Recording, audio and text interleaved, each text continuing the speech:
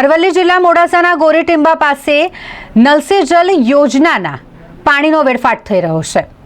આ પાણીનો વેડફાટ એટલી હદ સુધી થઈ રહ્યો છે કે હજારો લીટર પાણી વેડફાયા બાદ હવે આ પાણી ખેતરોમાં પણ ફરી વળ્યા છે, જેના કારણે તંત્રની કામગીરી સામે ઘણા બધા સવાલો ઊભા થઈ રહ્યા છે।